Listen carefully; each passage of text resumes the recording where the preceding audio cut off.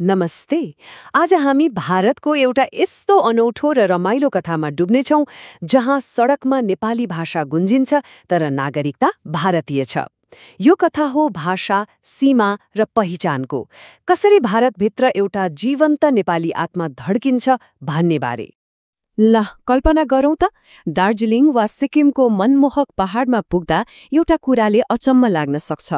ठाउँ भारत तर चारैतिर सुनिने भाषा चाहिँ नेपाली। यो कसरी भयो? हो, यही उदेक लाग्दो तर सत्य कुरा नै हाम्रो आजको खोजीको विषय हो, यो एकदमै साँचो हो।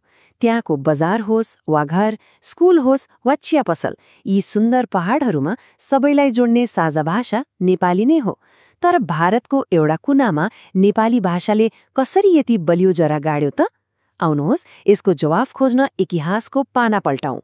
यो भाषिक कथालाई बुझ्नको लागि हामीले अलिकति समयमा पछाडि जानैपर्छ। त्यो समयमा जब केही राजनीतिक उथलपुथलले यस क्षेत्रको नक्सा र पहिचानलाई सधैँको लागि बदलिदियो। ल यो टाइमलाइनलाई हेरौँ त।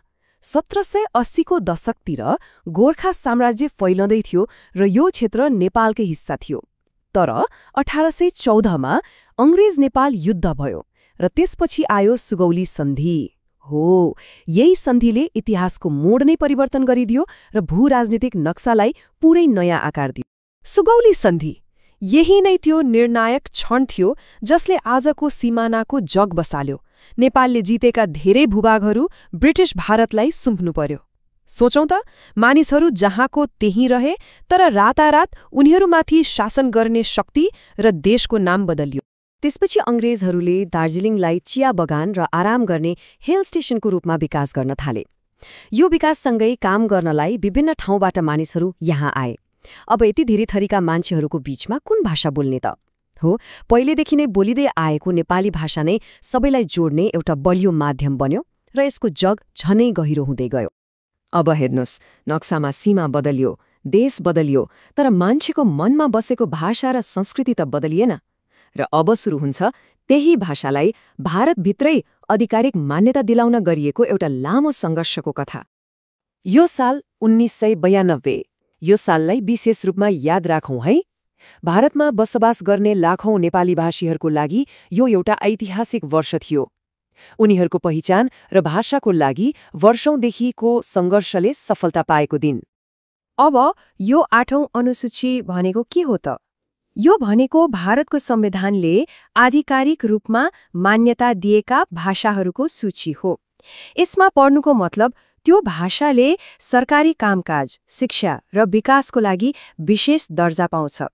यो केवल सम्मान मात्र होइन, अधिकार पनि हो। र आखिरमा त्यो दिन आयो, 20 अगस्त 1992। यही दिन नेपाली भाषाले भारतीय संविधानको 8औं अनुसूचीमा आफ्नो स्थान बनायो।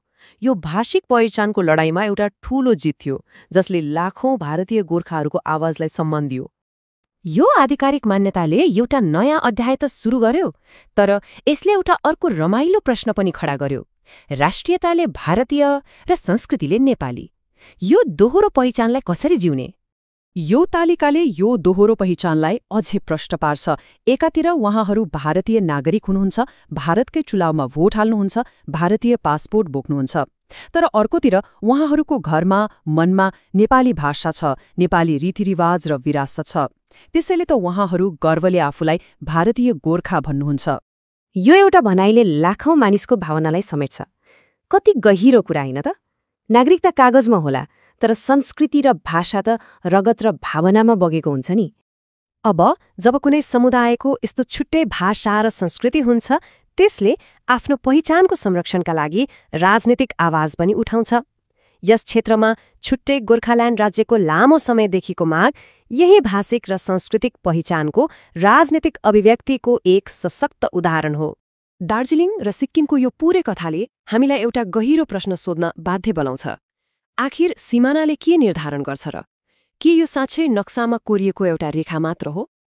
त्यसो भए यो कथाबाट हामीले के बुझ्यौं त? पहिलो कुरा, राजनीतिक सिमानाहरू परिवर्तनशील छन्, तर सांस्कृतिक पहिचान दिगो हुन्छ।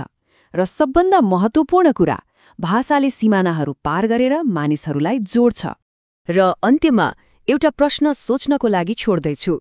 यदि मानिसको पहिचान नक्साको रेखाले कोर्दैन भने त्यो के हो जसले हामीलाई हामी बनाउँछ? सायद यसको जवाब हाम्रो साझा इतिहास, संस्कृति र यही मिठो भाषामा नि लुकेको छ। दार्जिलिङ नेपाल थियो, भाषा, पहिचान र इतिहास।